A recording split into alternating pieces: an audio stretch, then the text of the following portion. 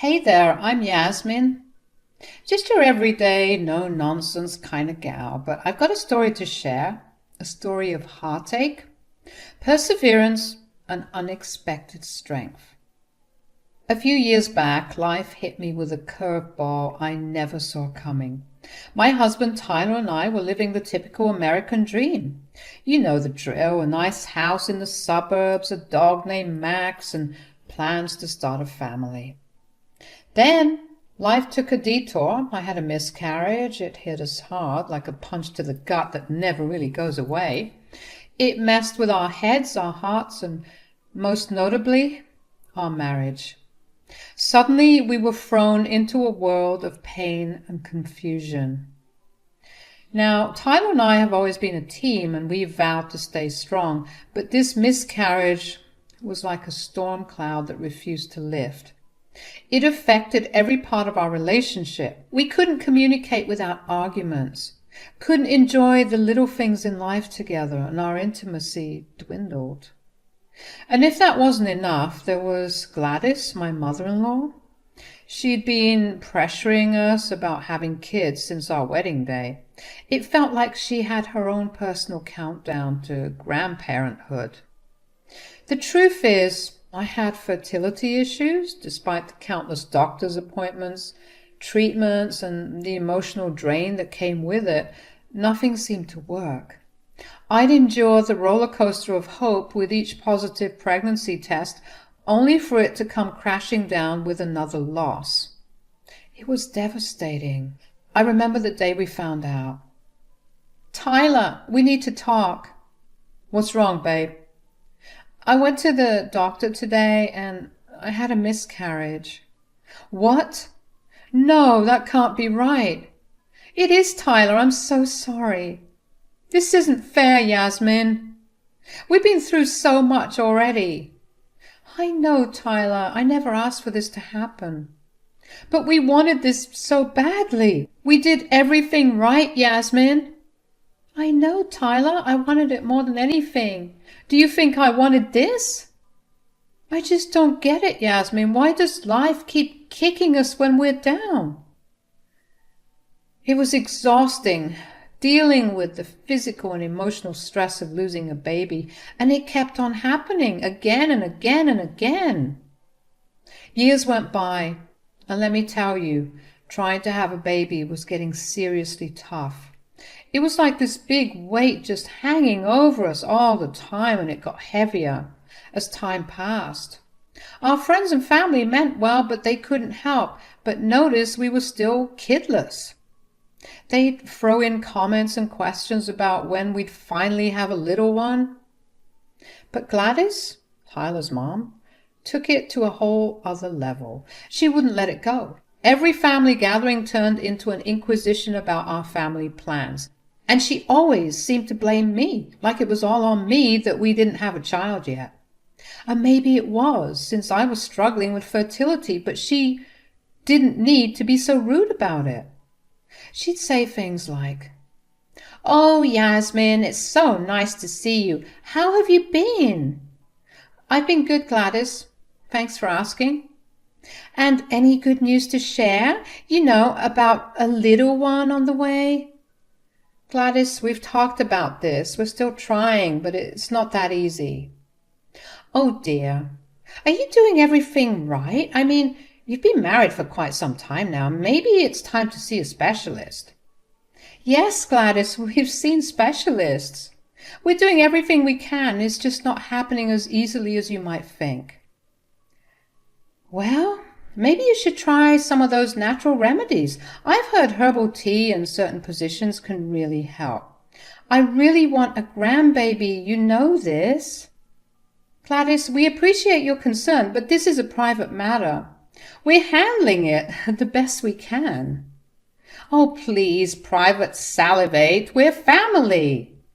We should talk about these things openly." "I understand that, Gladys, but let's just enjoy our time together today without discussing this, okay?" "All right, dear. But tick, tick, time is wasted, and soon you won't be able to have kids at all." "I'll keep that in mind, Gladys." She was so annoying. It was always like this, trust me. I felt so much pressure and shame for not being the perfect daughter-in-law and providing her with her grandkids. And the funny thing, I never heard her attack her own daughter with these expectations. Hell, she wasn't even married. Yet she got a free pass? It was super annoying. It was an incredibly tough period in our lives. The pressure from Gladys just kept mounting, and it felt like she was constantly holding my fertility against me. I could see the strain it was putting on Tyler and me. I suggested adoption several times, but Tyler remained stubborn, insisting on only having a biological child.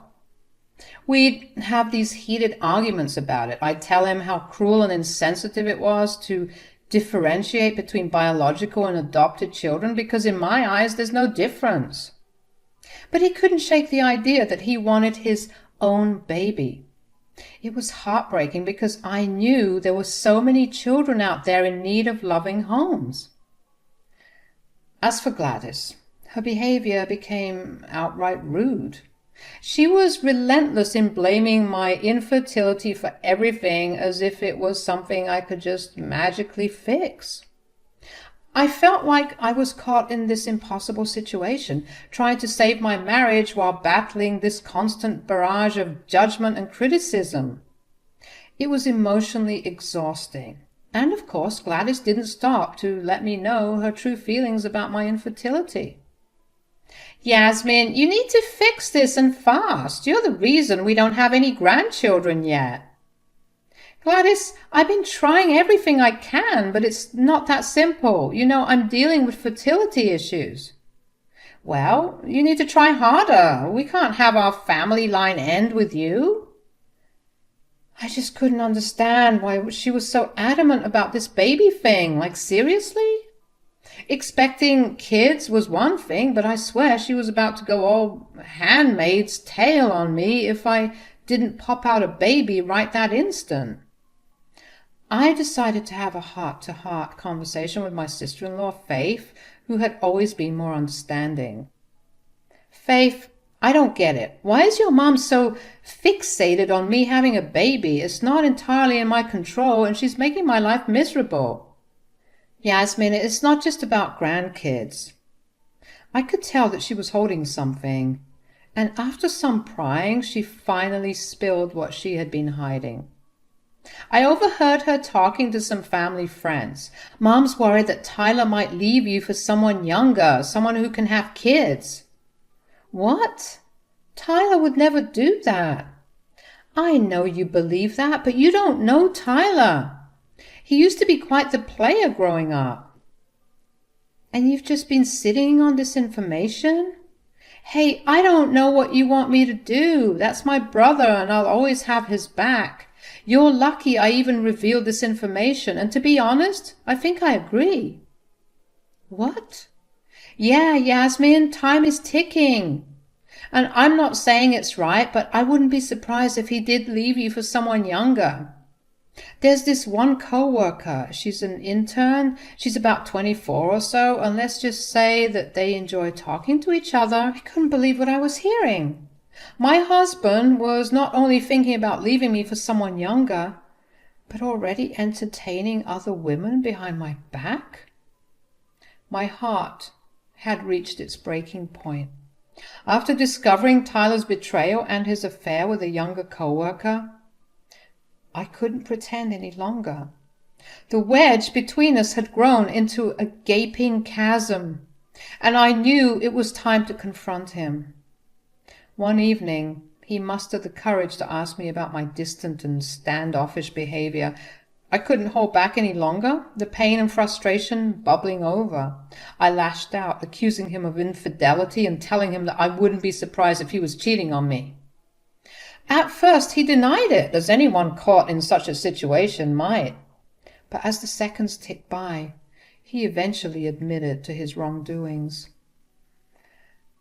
At that moment, the anger and betrayal were too much for me to bear. I slapped him, a physical manifestation of the pain he'd inflicted upon me, and declared that I wanted a divorce. Tyler's reaction was predictable, a mix of pleading and begging for forgiveness. But I saw through it all. I wasn't blind to the possible motive behind his desperation. You see, I had built a comfortable life for myself and, thanks to my career and wise financial choices, had accumulated considerable wealth. It had become painfully clear to me that Tyler had clung to our deteriorating relationship, hoping that if we had a child, he could secure his financial future through child support payments in the event of a divorce. How slimy. I was done with the lies and the charade. I knew I deserved better than this, and my wealth wouldn't be used as a bargaining chip in this heartbreaking situation. Worthless scum! How could you, Tyler?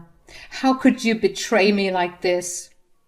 Yasmin, please, just listen to me. I messed up. I know I did. I'm so sorry. Sorry? Sorry doesn't cut it, Tyler. You cheated on me with that woman from your office. Yasmin, you have to understand, I was feeling so inadequate, so unfulfilled in my life. I thought having a child would make me feel like a real man, like I was worth something. Oh, really? So you thought cheating on your wife was the solution? Did you think sleeping with someone else would magically make you a better person? No, of course not. I was an idiot to think that. I just didn't know what to do. You didn't know what to do, so you decided to hurt me instead. Do you even realize the pain you've caused? Yasmin, I can't lose you. Please, let me make this right. I'll do anything. Anything? Do you think you can make up for this with a few empty promises? You need to grow up, Tyler, and take responsibility for your actions. As I sat in the lawyer's office, signing the final divorce papers, a sense of relief washed over me. The weight of a broken marriage and Tyler's betrayal was finally lifting, and I felt like I could breathe again. Gladys and Faith had tried to convince me to reconsider, but I couldn't ignore the deceit they had harbored. I knew what was right for me, and staying with a man who had cheated was not an option. With the prenuptial agreement in place, the divorce proceedings moved swiftly. I got to keep the house, a sanctuary where I could rebuild my life. Tyler, on the other hand, was forced to move back into his mother's house, a situation he clearly wasn't thrilled about. On the day the divorce was finalized, I walked out of that lawyer's office feeling free and liberated from a toxic relationship. But as I drove home, a wave of nausea washed over me. I quickly pulled over, stumbled out of the car, and barely made it to the side of the road before I threw up. My stomach twisted with discomfort, and for a moment I wondered if it was just the emotional toll of the divorce catching up with me. But as the days passed and the nausea persisted, I couldn't ignore the possibility that something else might be going on. The very next day after the divorce, I was rudely awakened by a commotion outside my home because my doorbell was going crazy. To my dismay, it was Tyler, Gladys, and Faith. They had come knocking on my door, shouting about the prenuptial agreement and how unfair it was to leave Tyler with so little, given my wealth. Gladys and Faith barged into my home, looking stern and determined. Gladys wasted no time in getting to the point. Yasmin, we're here to collect some money as compensation for all the years Tyler wasted with you. Have you lost your mind? Don't you know the divorce is finalized? I don't owe him jack. Sure, I guess, but this is a side deal, if you will. Side deal?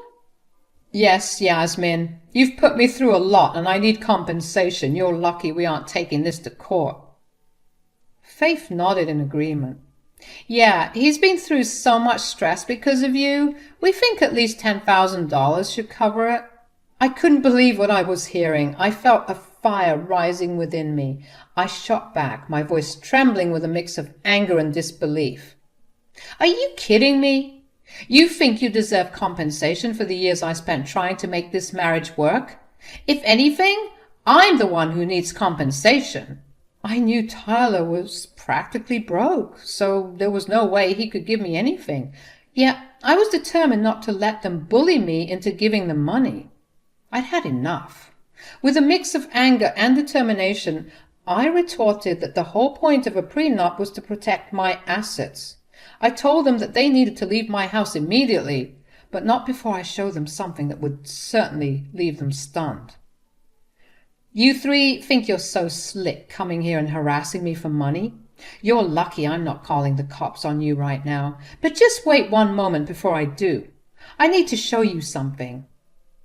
I rushed back upstairs, my heart pounding. I returned with the pregnancy test in my trembling hand, their eyes widening with shock and disbelief as they saw it. The test clearly read positive. As they passed the test around, I explained that I had thrown up the previous night and decided to take the test on a whim. The result was unexpected, to say the least. Later that day, I had a hospital appointment to determine how far along I was in the pregnancy. Tyler, Gladys, and Faith stood there, jaws practically on the floor, unable to comprehend the twist of fate that had just unfolded before them. You know what, Gladys, Faith? Karma is a real piece of work, and I guess the universe decided it was time to bless me. I'm having a baby, but I'm no longer tied to any of you.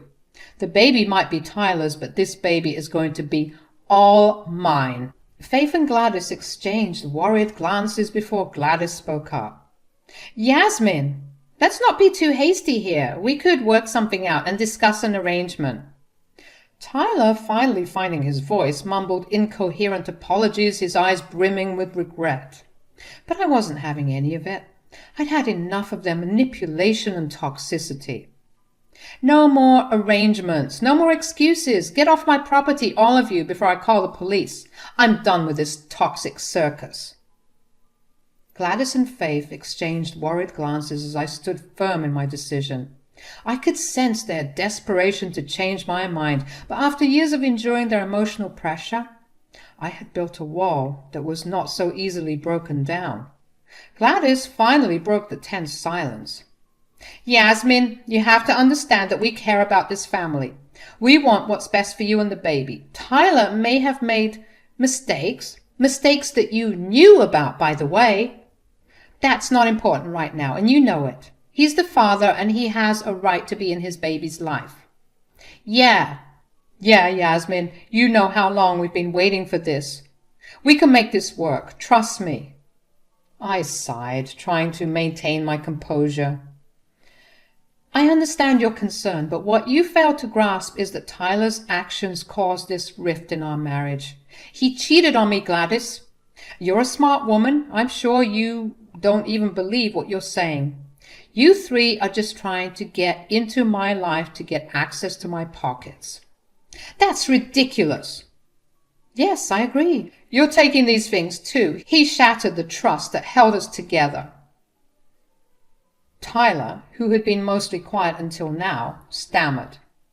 Yasmin, I messed up big time. I regret what I did, and I'm willing to make amends.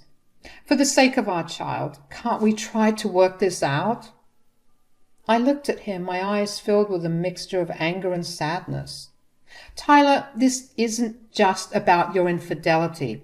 It's about years of emotional manipulation and pressure from your mother and sister. I've endured so much because of your family, and I can't go back to that toxic environment. Faith tried a different approach, her voice softer. Yasmin, we admit we made mistakes too. We were too pushy, and we're sorry for that. But we only wanted what was best for you, even if we went about it the wrong way. Please, for the sake of the family, reconsider. But I wasn't falling for it. Sure, Faith. But it doesn't change what happened. I've made my decision. I want a fresh start for myself and my child, away from the constant pressure and guilt trips.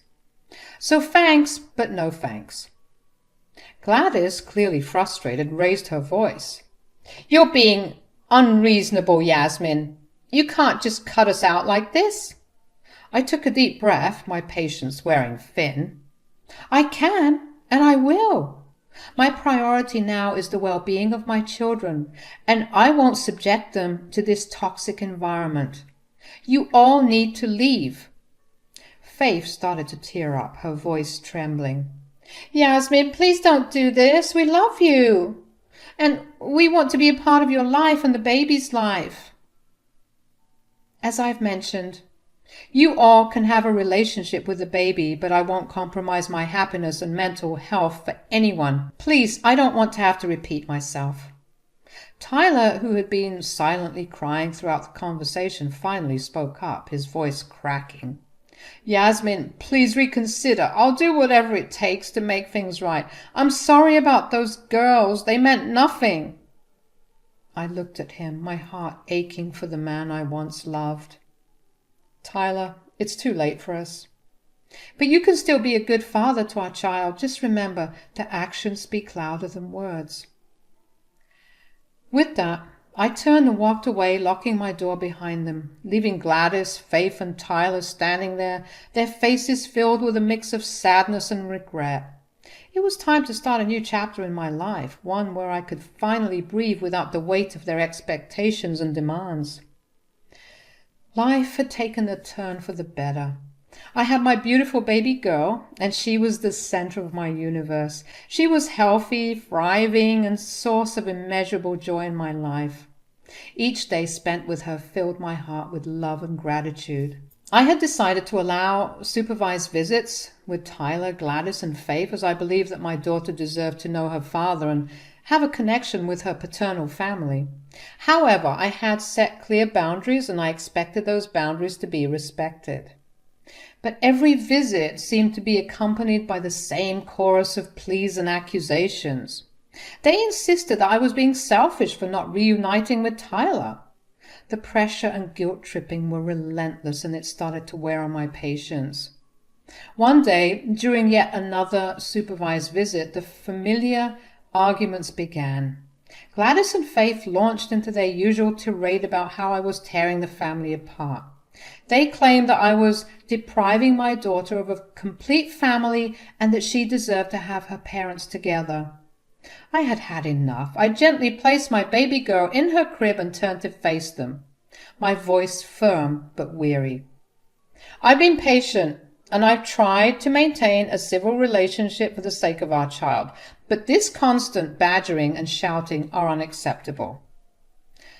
Tyler tried to intervene, saying, Yasmin, please, can't we talk about this? I shook my head. No, Tyler, this isn't up for debate. I've made my decision and it's final. I won't tolerate this environment for our daughter. Gladys and Faith exchanged frustrated glances but continued to argue. They accused me of being rigid and unreasonable. I took a deep breath and spoke sternly. This is your last warning. If you can't respect my boundaries and continue to pressure me, you won't be allowed to see her anymore. I won't expose her to this toxic behavior. Tyler, realizing that I was serious, finally stepped in. Mom, Faith, please, we need to respect Yasmin's wishes. Our daughter deserves a peaceful and loving environment. Gladys and Faith fell silent, their faces a mix of disappointment and resignation. They finally understood that their constant interference was driving a wedge between them and their granddaughter. From that day forward, our visits were more peaceful. They still held out hope for a reunion between Tyler and me, but they no longer pressed the issue during our visits. I could tell they were still very remorseful, but I didn't care. I had better things to prioritize. My daughter continued to thrive, surrounded by love from the people who actually cared about her and me.